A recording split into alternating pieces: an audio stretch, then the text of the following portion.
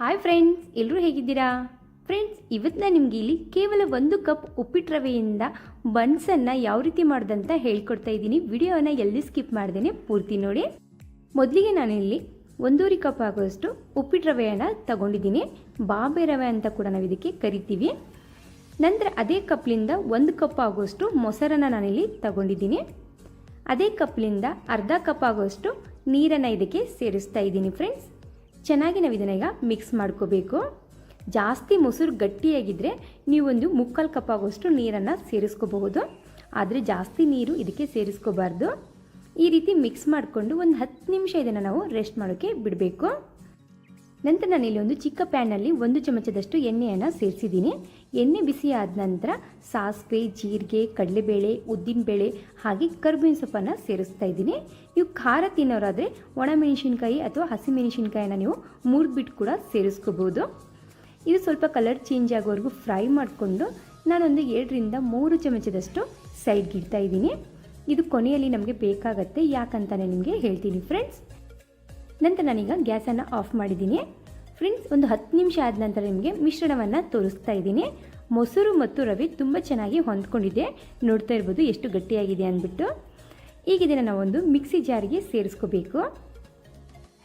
Friends, ನೀವು ಒಂದು ಸತಿ ಆದರೂ ಈ ರೀತಿ ಬನ್ಸ್ ಮಾಡಿ ನೋಡಿ. ತುಂಬ ಅಂದರೆ ತುಂಬಾ ಟೇಸ್ಟಿಯಾಗಿ ಅನಿಸುತ್ತೆ. ಹಾಗೆ ತುಂಬಾ ಸಾಫ್ಟಾಗಿ ಕೂಡ ಇರುತ್ತೆ.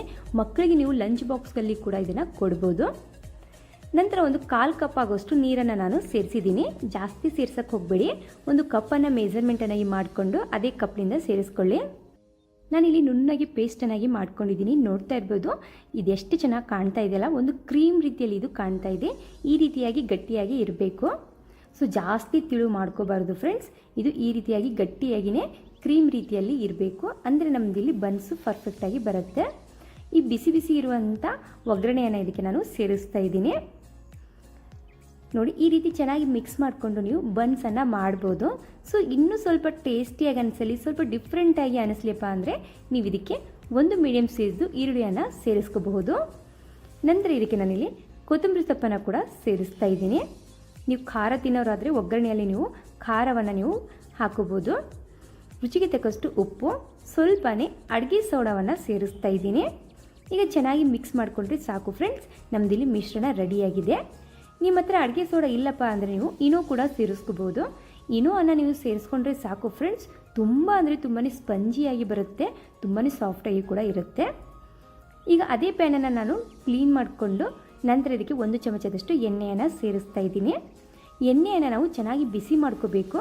ನಂತರ ನಾವು ಇದನ್ನು ಮತ್ತೆ ಒಂದು ಕಪ್ಪಲ್ಲಿ ಅಥವಾ ಒಂದು ಪಾತ್ರೆಯಲ್ಲಿ ಎಣ್ಣೆಯನ್ನು ಸಪ್ರೇಟನ್ನಾಗಿ ಮಾಡ್ಕೋಬೇಕು. ಈ ಬನ್ಸ್ ಮಾಡೋಕ್ಕೆ ನಾವು ಎಣ್ಣೆ ಕೂಡ ಜಾಸ್ತಿ ಯೂಸ್ ಮಾಡೋದು ಬೇಕಾಗೋದಿಲ್ಲ. ಕೇವಲ 1 ಸ್ಪೂನ್ ಎಣ್ಣೆಯಲ್ಲಿ ನಾವು ಇದನ್ನು ಮಾಡ್ಬೋದು.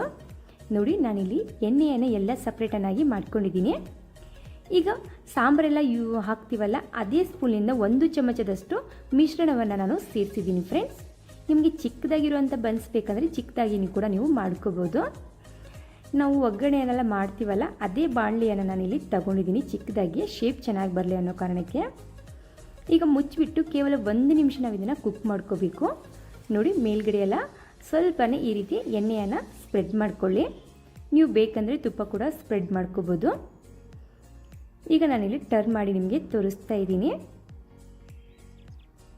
ನೋಡಿ ಎಷ್ಟು ಚೆನ್ನಾಗಿ ನಮ್ಮದಿಲ್ಲಿ ಕಲರ್ ಕಾಣ್ತಾ ಇದೆ ಬನ್ಸ್ದು. ಫ್ರೆಂಡ್ಸ್, ಇದು ಮೇನ್ ಇಂಪಾರ್ಟೆಂಟ್ ಏನಪ್ಪ ಅಂದರೆ ನಾವು ಎಣ್ಣೆಯನ್ನು ಹಾಕಿ ಚೆನ್ನಾಗಿ ಪ್ಯಾನನ್ನು ಬಿಸಿ ಮಾಡ್ಕೋಬೇಕು. ನಂತರ ನಾವು ಪ್ಯಾನ್ ಒಳಗೆ ಮಿಶ್ರಣವನ್ನು ಸೇರಿಸ್ಕೋಬೇಕು. ಇದು ತುಂಬಾ ಇಂಪಾರ್ಟೆಂಟು. ಇದು ನಾನ್ ಸ್ಟಿಕ್ ಪ್ಯಾನ್ ಅಲ್ಲ ನಂದು. ಸೊ ಒಂಥರ ಅಲ್ಯೂಮಿನಿಯಂ ಪ್ಯಾನ್ ಅಂತಾರಲ್ಲ, ಆ ರೀತಿಯಲ್ಲಿ ಇದೆ ಇದು. ಸೊ ನಾನ್ ಸ್ಟಿಕ್ ಆದರೆ ಜಾಸ್ತಿ ಎಣ್ಣೆ ಕೂಡ ಬೇಕಾಗೋದಿಲ್ಲ. ಇದೇ ರೀತಿ ನಾನಿಲ್ಲಿ ಎಲ್ಲ ಬನ್ಸನ್ನು ಮಾಡಿ ಒಂದು ಸೈಡ್ಗೆ ಇಡ್ತಾ ಇದ್ದೀನಿ. ಫ್ರೆಂಡ್ಸ್, 2 ಬನ್ಸ್ ತಿಂದರೆ ಸಾಕು, ಹೊಟ್ಟೆ ತುಂಬಿಡುತ್ತೆ, ಅಷ್ಟು ದೊಡ್ಡದಾಗಿದ್ದಾವೆ. ನಿಮ್ಮ ಹತ್ರ ಚಿಕ್ಕ ಬಾಣಲಿ ಇದ್ದರೂ ಕೂಡ ನೀವು ಬಾಣಲಿಯಲ್ಲಿ ಕೂಡ ಮಾಡ್ಕೋಬೋದು. ಫ್ರೆಂಡ್ಸ್, ಇದು ಮೇಲ್ಗಡೆ ತುಂಬಾ ಕ್ರಿಸ್ಪಿಯಾಗಿರುತ್ತೆ, ಹಾಗೆ ಒಳಗಡೆ ತುಂಬ ಅಂದರೆ ತುಂಬಾ ಸಾಫ್ಟಾಗಿ ಕೂಡ ಇರುತ್ತೆ.